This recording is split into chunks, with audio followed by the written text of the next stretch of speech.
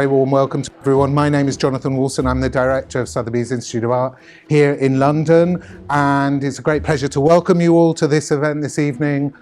It's a particular pleasure to collaborate with Bloomsbury Publishing, who after all are our neighbours on Bedford Square, and talking about publishing houses in Bedford Square. Some of you may not know that we are also in a building that used to house an illustrious publishing house, Jonathan Cape, and back in the day used to host visitors of the likes of Ernest Hemingway and Ian Fleming, but we have a way more distinguished group of visitors to introduce you to this evening to talk about methods of research in the art market, and in particular in the context of this important new resource, Bloomsbury Art Markets.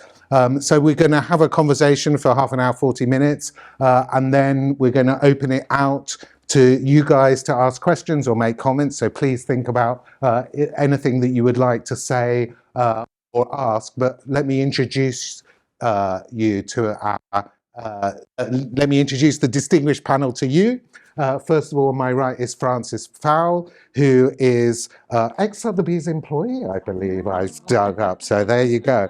But more importantly, currently chair of 19th-century art at the University of Edinburgh and senior curator of the National Galleries of Scotland, and also the chair of the Association for Art History, the author of many significant works in the field of Impressionism and Post-Impressionism, and also a curator in those and related areas. So warm welcome to you, Francis.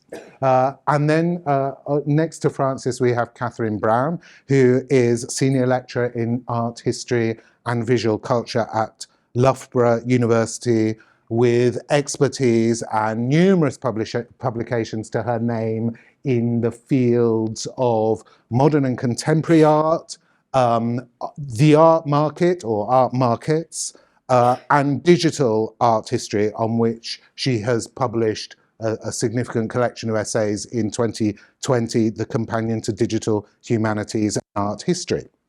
So welcome to you, Kathryn. Thank you.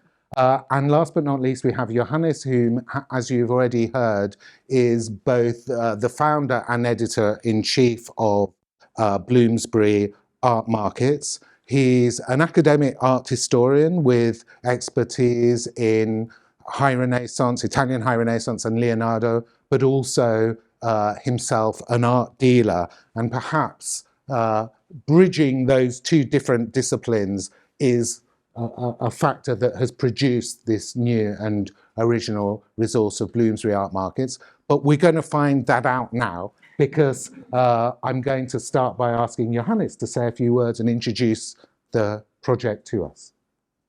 Thank you. Thank you very much, Jonathan. I will quickly step to the lectern because I can control the slides better like that.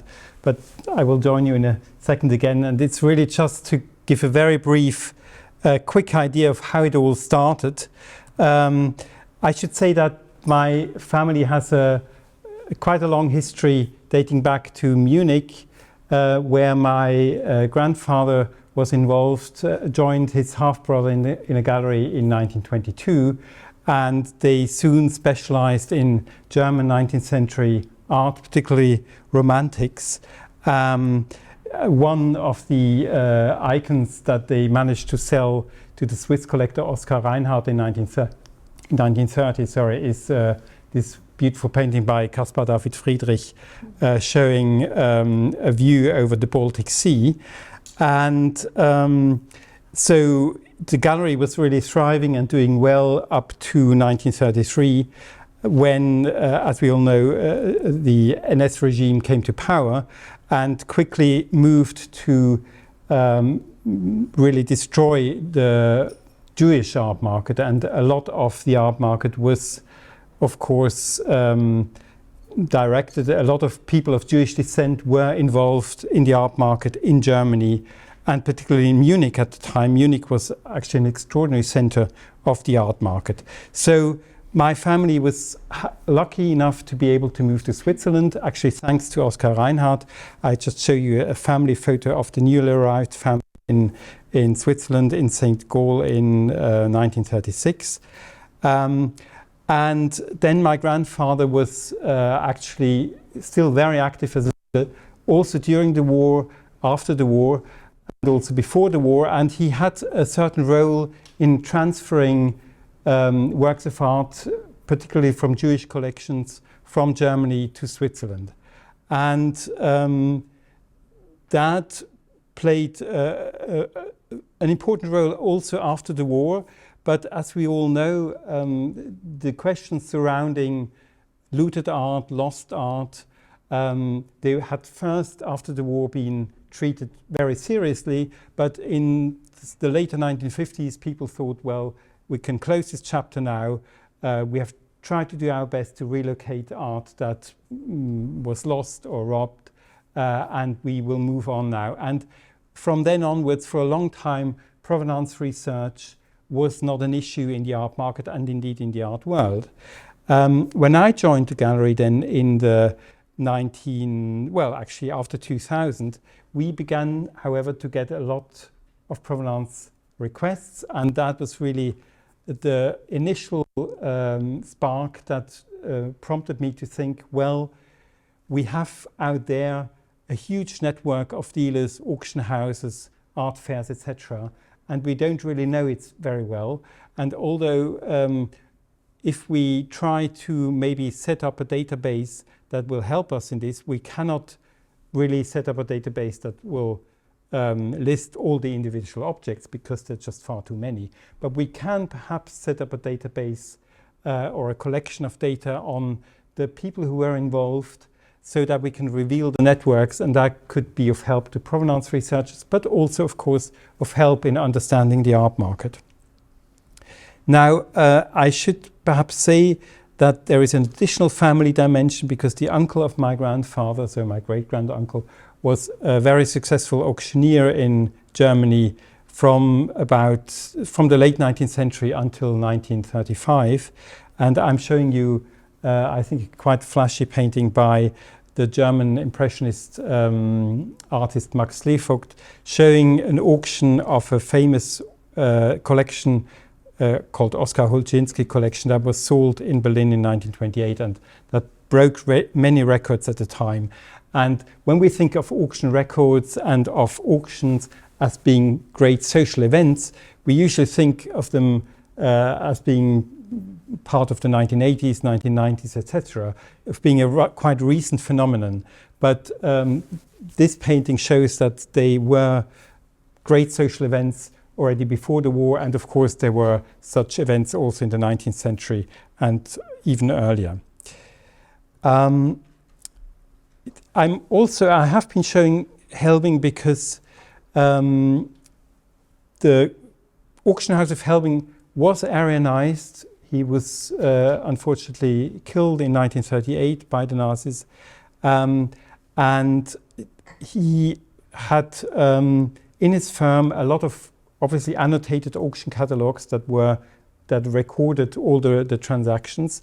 And interestingly, these auction catalogs, with the renewed interest in provenance research, started to resurface again about 10 years ago. And they have since been digitized. And this is the search screen that I'm showing you, where you can actually look for items that have been sold by the Hugo Helbing auction house, and you can now also look at the digitized annotated catalogs to find out who consigned them, who bought them, and who may have been interested. So this perhaps is also an addition then to our discussion as we go forward, but it's just to say, to elucidate a little bit the context from where I'm coming from. Now, I should say, particularly about Bloomsbury Art Markets, I developed the idea about, well, I think it's now almost 20 years ago. First, it was just a sort of very nebulous thing that I had in my head. Then we tried to actually get research funds. We didn't. But then I found a publisher actually in Berlin, Germany. We started a project with that publisher. And fortunately, and this is really what I would like to say, we had a wonderful resonance and response from colleagues and scholars who joined us in writing entries and in really supporting this resource. For a number of reasons, we ultimately had to move the resource to Bloomsbury, but I think I should say a word of thanks right now that it's been wonderful to work with Bloomsbury. You have given the project such a push, and I think all the authors, and I should say it's more than 550 by now, and all the section editors, of which there are 15 altogether, all the advisory boards, there are over 30 in it, and all the people at the core of the project, the managing editors, the associate editors, and of course I myself, we have been extremely happy about the support and about the enthusiasm that we have met with Bloomsbury. So a big thanks to Bloomsbury, but I think a particularly big thanks really to all the authors who have been faithful to this project and who have agreed to share their knowledge. And I think this is really what I think it should be about, sharing knowledge. So maybe that can get us started for the discussion now. Thanks very much.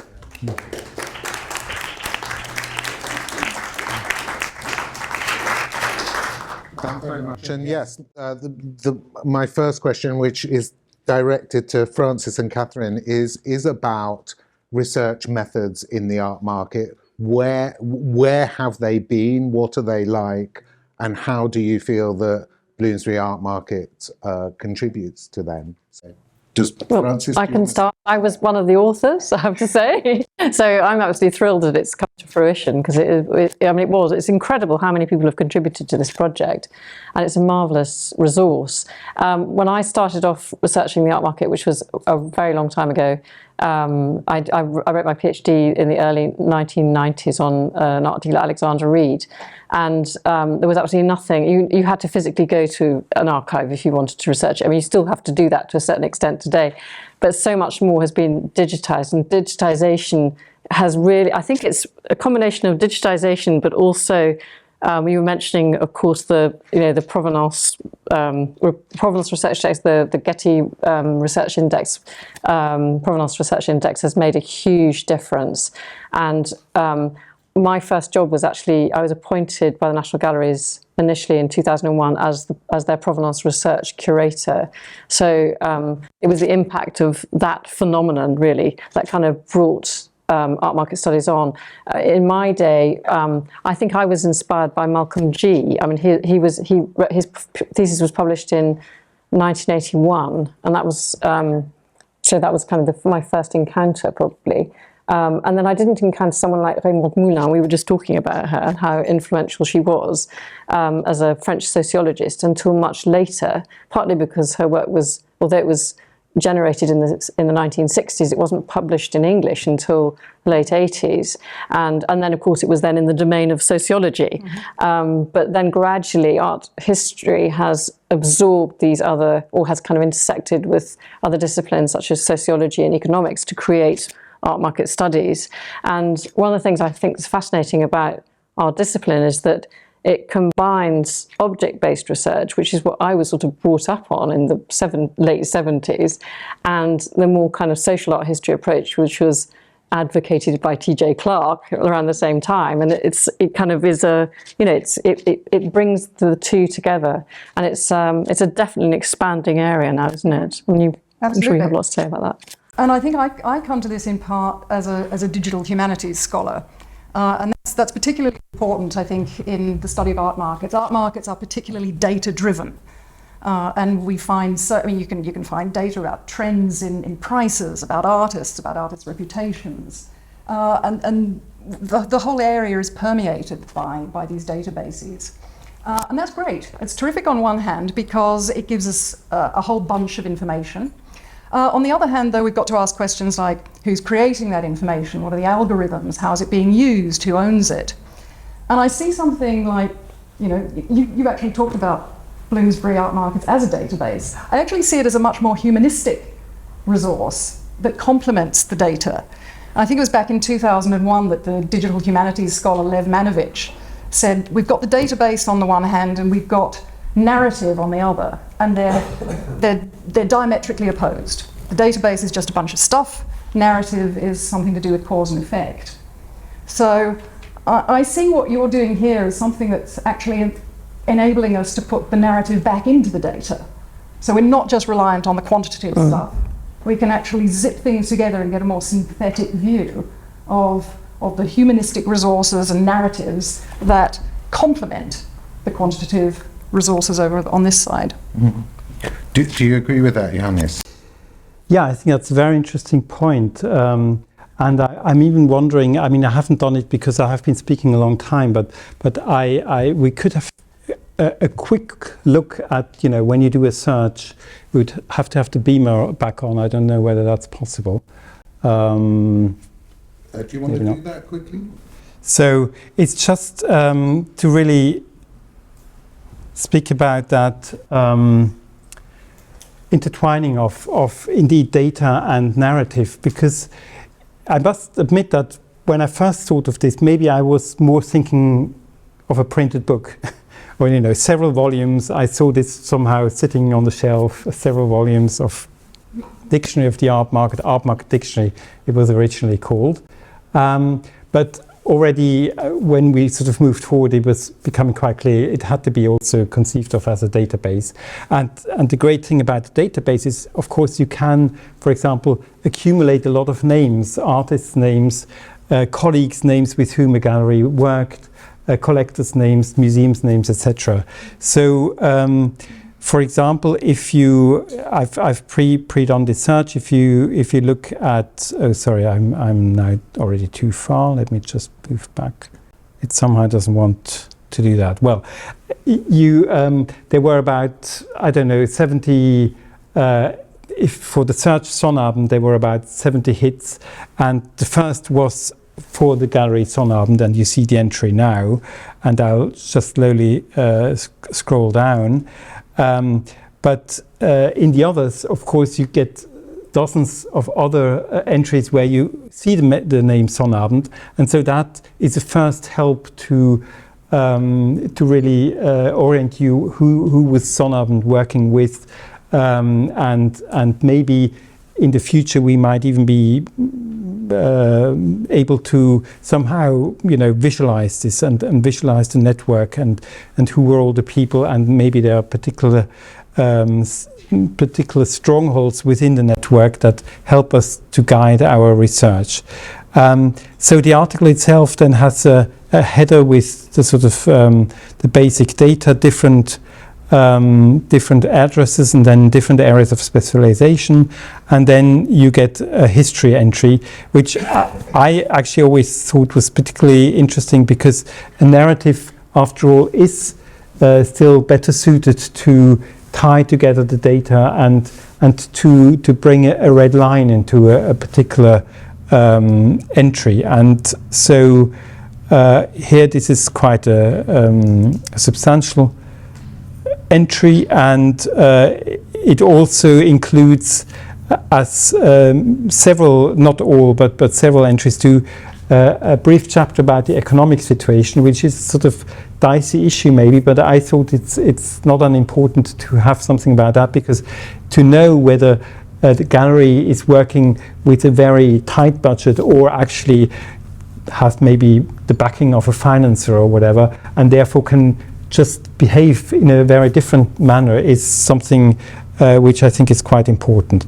And then in the end you get a long list of artists traded, principal exhibitions, and principal collectors, which, as you see, is quite substantial, and then also primary sources. So that really leads us back to the database, and I think I'm myself excited to see how this merger of a sort of traditional encyclopedia and the database will actually work.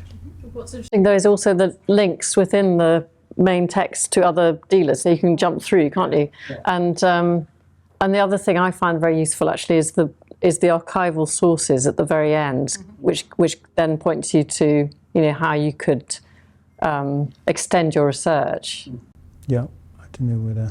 And build your own networks and narratives. And build your own networks, exactly. Yeah.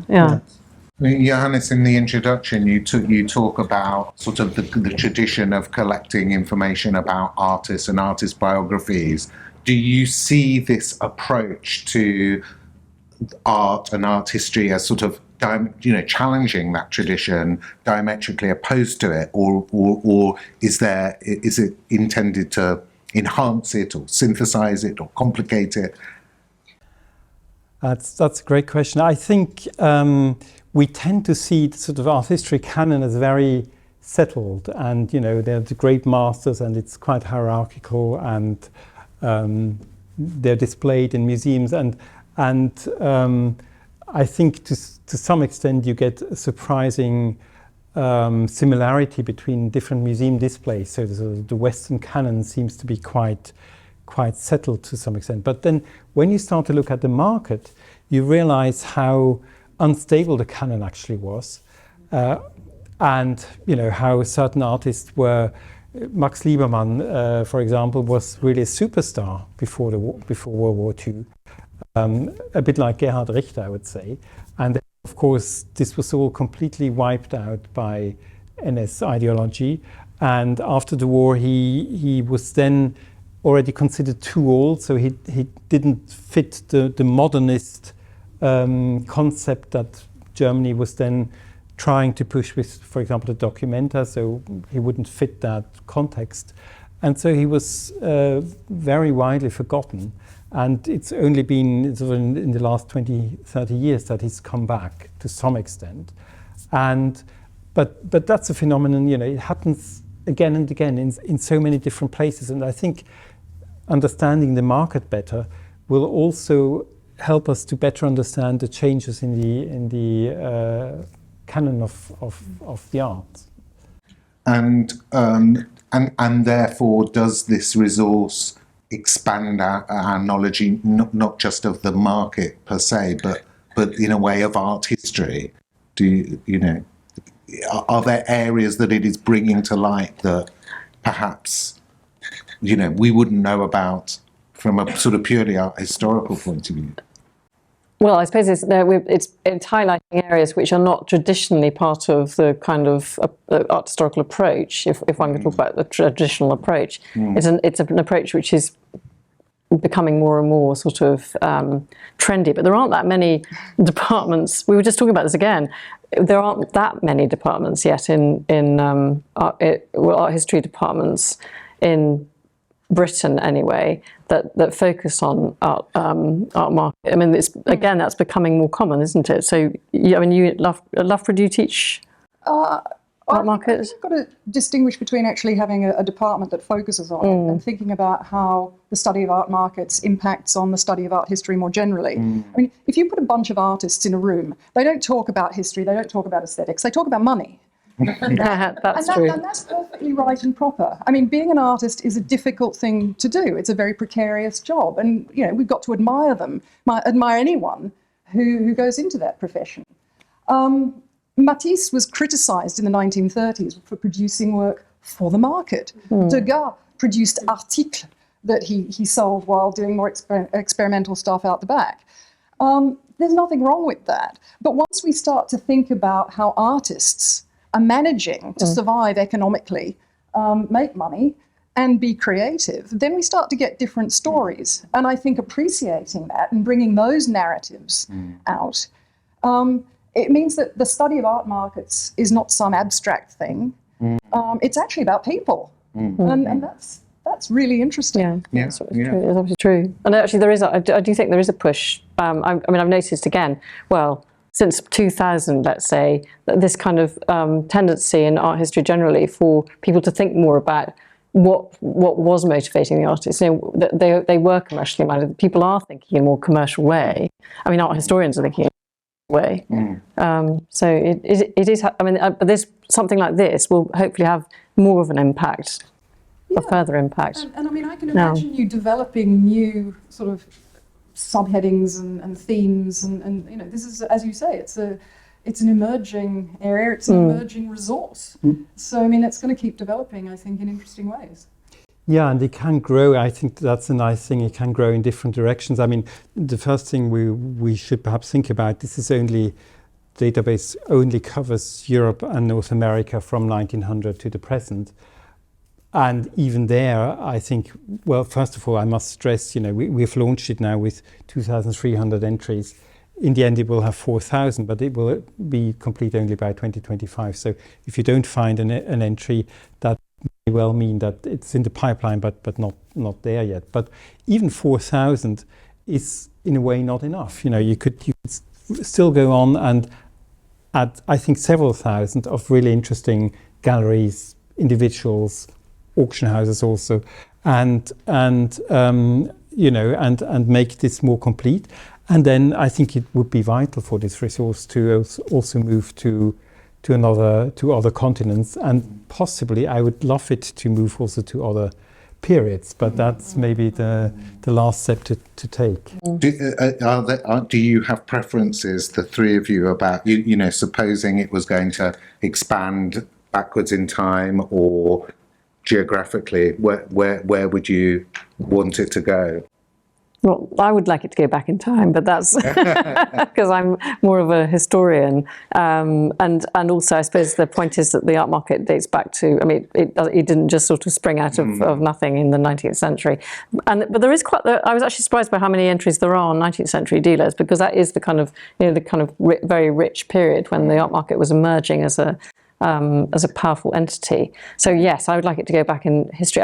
I'd also like it to be a bit more, potentially it could, if you were able to provide links to other primary sources. You mentioned catalogues, annotated catalogues, that kind of thing. That would be really an incredibly useful resource. So primary source material. And also maybe links to other, I think there are plans actually to make links to other publications within the Bloomsbury, within Bloomsbury Publishing, but one could have links again to, I suppose you don't want to have anything outside Bloomsbury, but potentially to other sort of sources, other secondary sources. I think expanding, as you said, Johannes, beyond the Anglo-European canon would also be ultimately important. And there's, I think, a lot of really interesting scholarship and ideas coming out of Indigenous artists and gallerists working with Indigenous artists, particularly, and most recently I've been talking to people in Australia, Canada, the US, but particularly Australia. I think lots of dialogues going on there, and I think working with communities, actually broadening not just the themes but also the authors and who contributes to it, could be something really interesting, so that we actually had voices from, for example, Indigenous communities. I suppose there are other major markets like the Chinese art market. So I mean the Indian market, there really is a lot of potential. It's just how you harness it and also how you find authors, etc. Yeah, and I mean we think about the globalized world, but I think the markets still tend to be quite local actually, and they also tend to be very unfair. I mean sometimes collectors focus not only on a particular artist, but on a particular period of an artist, and leaving aside all the other things, which is a strange thing. But also, completely focused in on a particular area and not realizing that there are so many other interesting markets out there, and hopefully, possibly, including those might also open the vision to. I mean, South America has very interesting art markets, not just for pre-Columbian art, but really also for all sorts of Western art or Indigenous art that is being created now.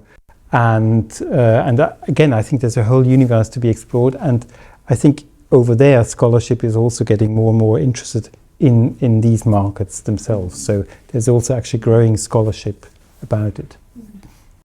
But just following on from that, I mean, you might also think about. I mean, it's something that I think that this resource could do as it develops even further, which is thinking about art markets beyond the usual kinds of art market institutions. So, I mean, we've already started talking about auction houses, dealers, collectors. But what about philanthropists or even communities creating their own art markets? As you say, these are art markets in the plural. And it used to be the case that you would find people who talked about the art market, which is, of course, nonsense. And so as we start to think of it as a much more pluralistic, fragmented, call it what you like, environment, again, you find people creating their own ways of surviving financially and trading in art. So we get a much bigger palette on which to draw when putting together a picture of this particular area, which is and great. Kathryn, you have written quite critically about democratization and transparency, and it sounds like you feel that this does have the potential to open up art markets. You're right, and I have written somewhat critically about art markets, and who controls the information about artists, who controls the data, how that data is managed to promote certain artists above others. And I talked about that in terms of a democratization. And in fact, Johannes came to me and says, well, why should it be so democratized? Is that the right word? And in a sense, you're right. We can also think of it as simply access to information. So, the more we can make, I believe in transparency. I want the information to be out there and available to as many people as possible. So the more narratives, the more information we get out there, I think the better, so that we can chip away at sort of monolithic sort of data sets that shape a particular view of an artist or a period or a collector or collection in ways that are unhelpful. Do the three of you have a view? Is this primarily an academic resource? Is this primarily a resource for art historians, or does it have commercial applications? Is it for provenance research, for dealers, for auction houses, and so on? Also in curate, you talked about the role of provenance in curating. Yeah, I think it's definitely, I would say all these things. I think it'd be very useful, a very useful resource for example, cataloguers in the auction houses, but also provenance research, which has become so important. It's kind of part and parcel of one's everyday life as a curator, not only when we're lending works abroad or when borrowing works, but also when we buy work. So, and I'm constantly being asked for information on the pictures in our collection. I've just actually completed it's like a 20-year project working on the French paintings. And if I'd had the Bloomsbury Dictionary, it would have been much quicker, because so I spent so much time trying to find out about who these people were that I was dealing with. And it's just the other day, someone actually asked me a question about our Seurat drawing, which is being lent. It's being lent to the Royal Academy exhibition, and in the provenance is Arthur Gault, or Arthur Gault, I suppose he must be, or was it Alfred Gault, which I'm sure Mary Kate knows. And I thought, oh my goodness, Jewish Berlin dealer who bought this picture or owned this picture in the operative period, and it rang all sorts of alarm bells. But then I was able to I actually looked up the dictionary and was and managed to kind of comfort myself that he wasn't involved in any forced sales or anything like that, and that he'd actually had an exhibition of Impressionist art at the time the picture came into the collection, because there was also a connection with Etienne Bignoux, who has had recently had kind of doubts cast on his or there have been question marks around his activities post-war.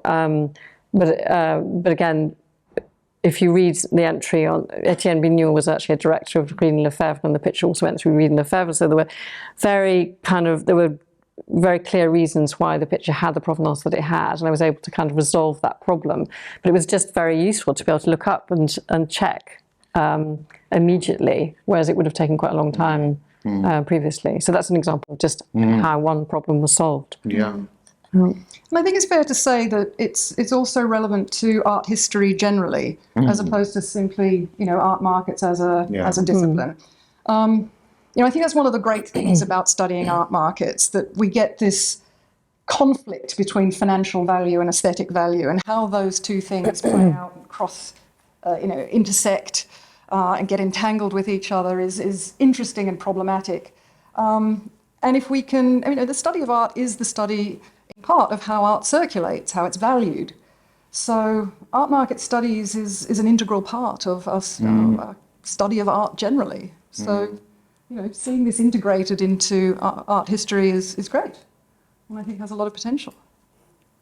And I think it's also nice to see that creativity is not just a monopoly of the artist, because as a dealer or also as an auctioneer, you can be very creative in realizing, what has an appeal and what needs to be shown how, or what can you combine with something else to make people realize the aesthetic value of a particular artist or a particular kind of object.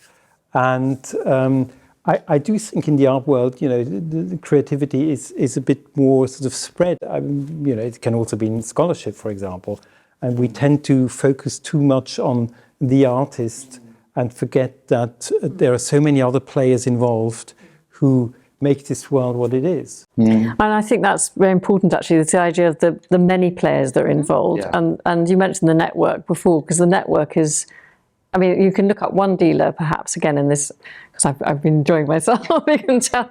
So someone like, I don't know, David Krill Thompson, who worked for a number of dealers like Goupil, French Gallery, before he set up his own gallery, and then of course had established this wide international network before he was, then helping other artists. And so you realise that the artists have got this entree into a much wider network than you might perhaps suppose. Someone like Duranwell, we know quite a lot about Duranwell now because there's been an exhibition about him. But there are many other dealers who operated these similar kind of networks and were able to support their artists and disseminate their work internationally, whereas previously you would have done it through exhibitions. You could do it just by shipping a work to New York and trying a different market. So, I think it just becomes more transparent through the dictionary. This kind of system.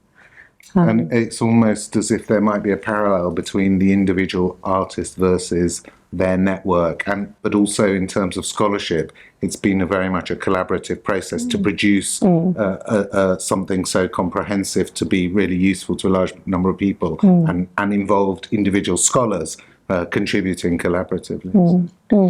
On that note, let's open it out to questions.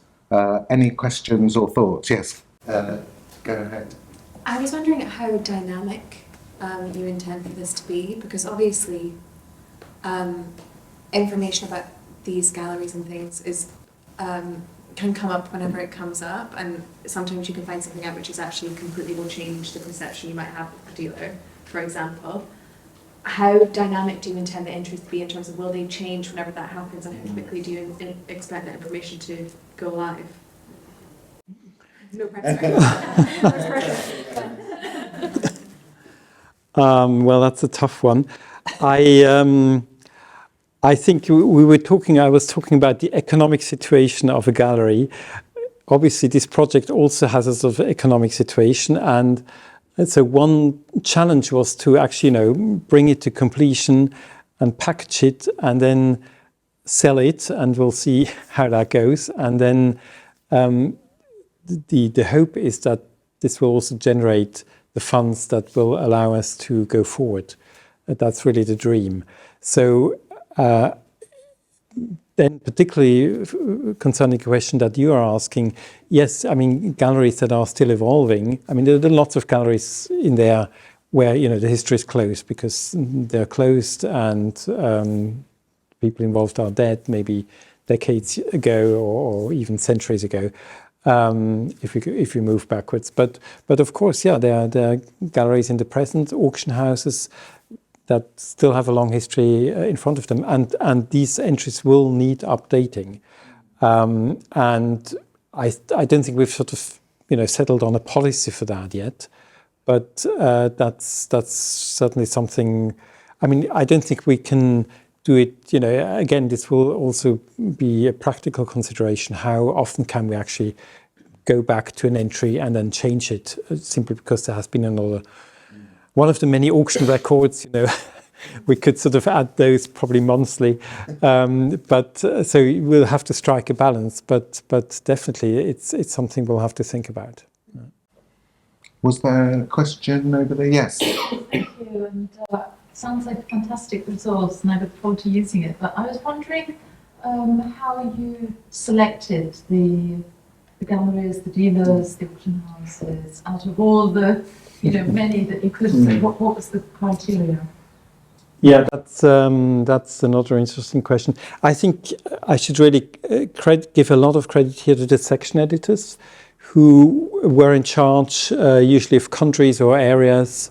So one section was France, one section was Germany, one section was Netherlands or is Netherlands and Belgium and Luxembourg.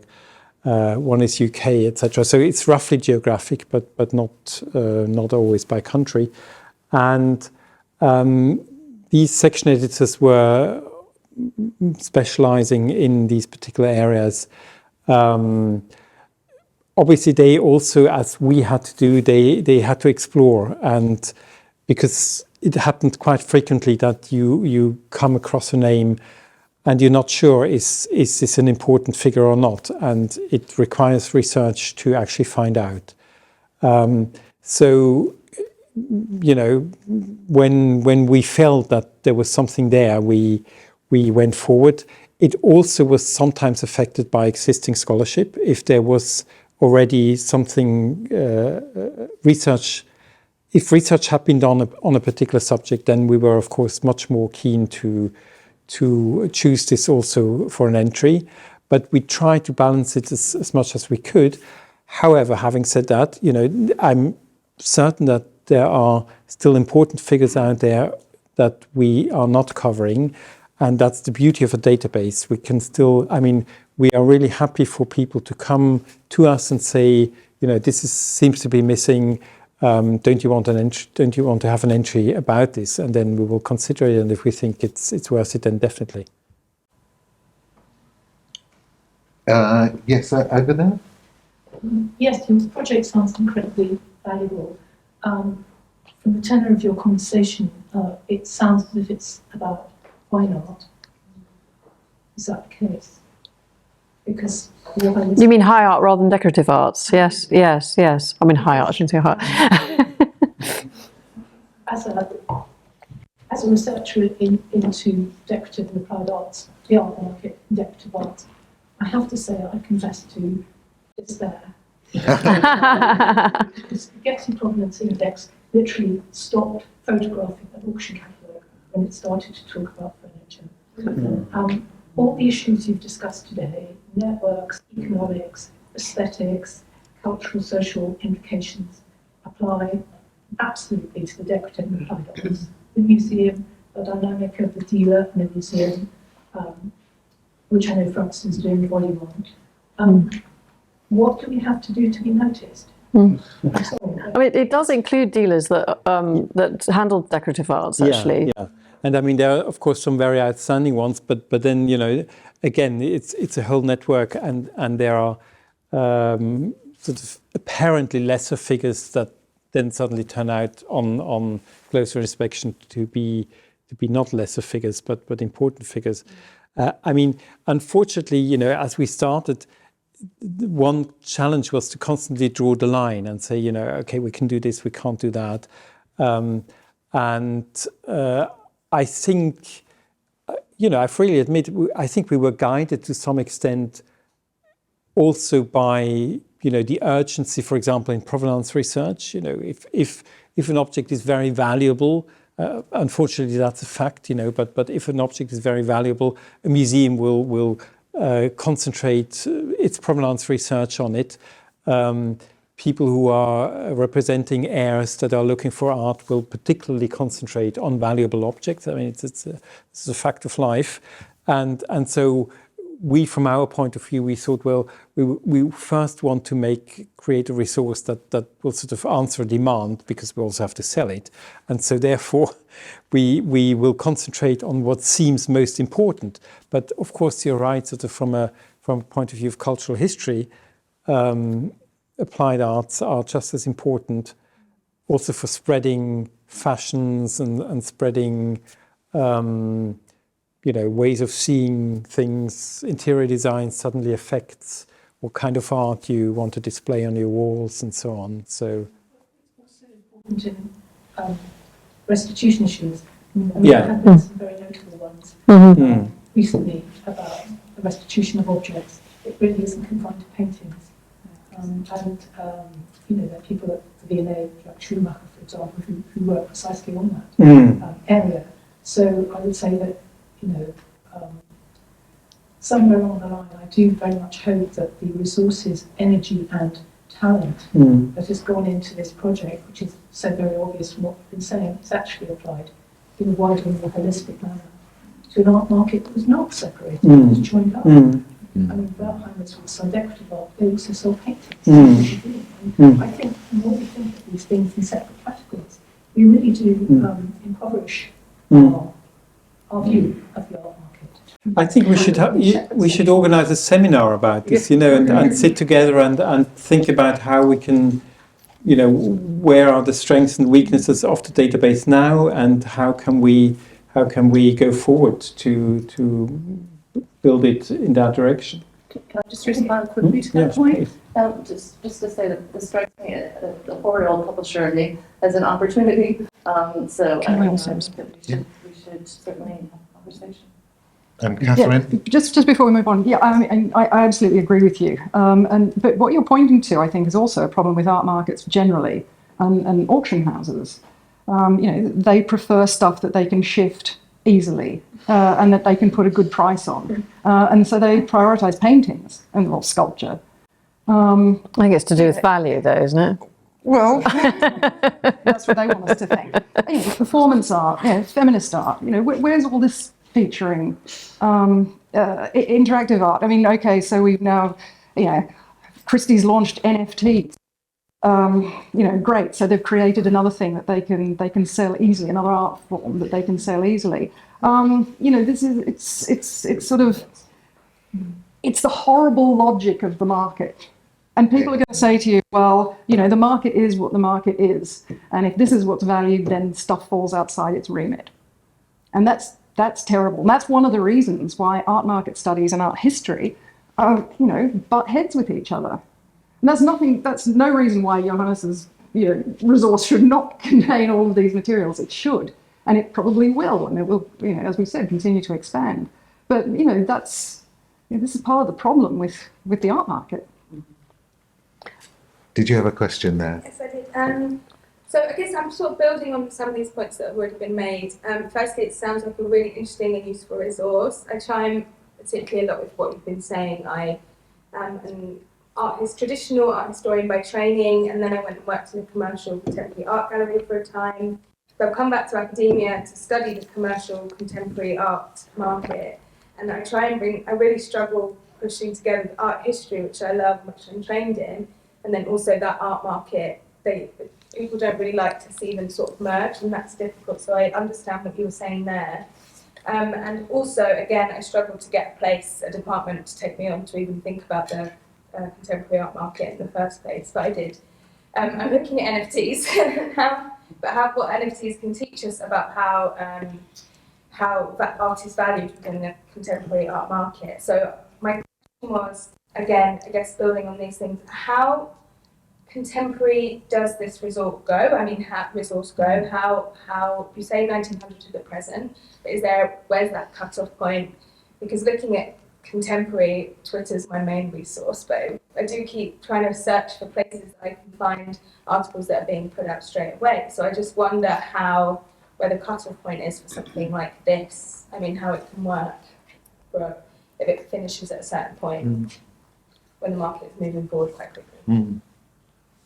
Well, I mean, theoretically, we really, with galleries that are still extant, we sort of try to bring them up to more or less the present. But I think one of the problems also is, and you encounter this when you look at the sources, that what's happening in the market looks different, and what's happening in the art world looks different from hindsight than it does when you're actually there at the moment.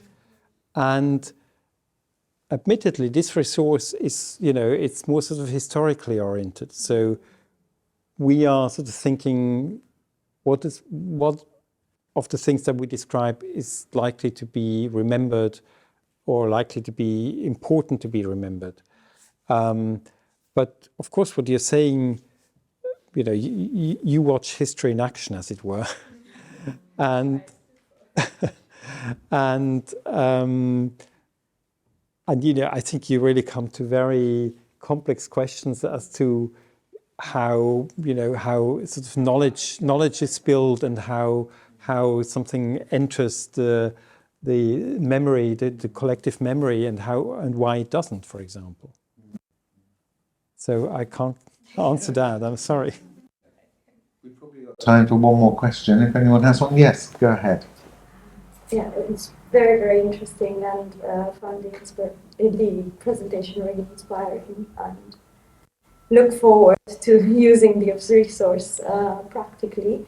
You talked a lot about freedom of information and information sharing, but I also got from your point before that there's a financial situation that you're addressing. So is this resource going to be offered for free, or is going to be a subscription? What's the model here? I can take that one.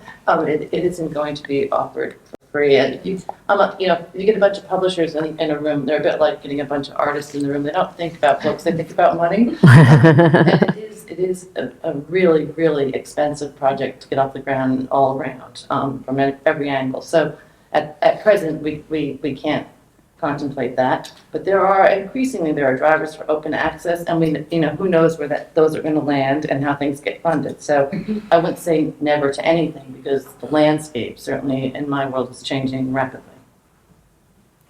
Thanks very much. I think on that note we will wind up. So I'm really grateful to Francis, Kathryn and Johannes for their contribution. Please give them a round.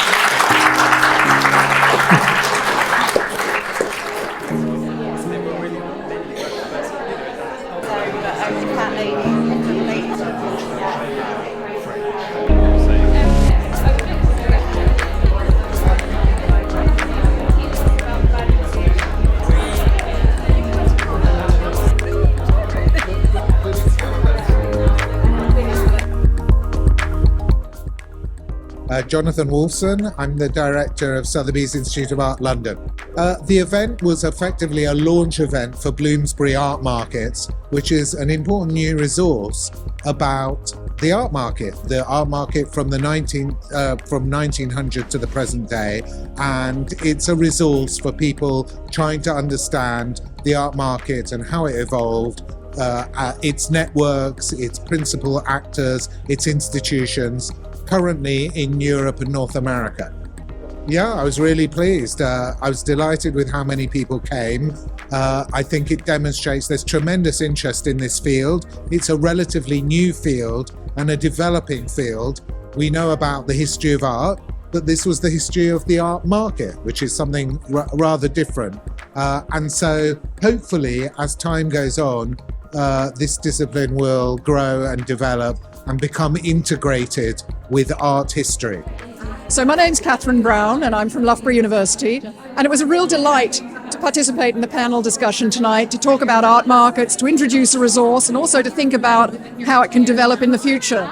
Because I think that art markets and the study of art markets are central to the study of art history, and that's my particular interest. So it's been a pleasure to be here. I was absolutely amazed at the turnout. It's fantastic to see this interest in art market studies. And I just take that as a sign that we're doing the right thing, we're working in the right area, and this is something that's going to continue to grow. My name's Frances Fowle, and I'm Professor of 19th-Century Art at University of Edinburgh and Senior Curator of French Art at the National Galleries of Scotland. And I really enjoyed today. It was really interesting to get the feedback from the audience and actually to think about the areas where the dictionary could be expanded. For example, in the direction of the decorative arts. And so I think there's a lot more to do, but I think it's also going to be a really useful resource. And I hope that people really enjoy the book if they do subscribe to it.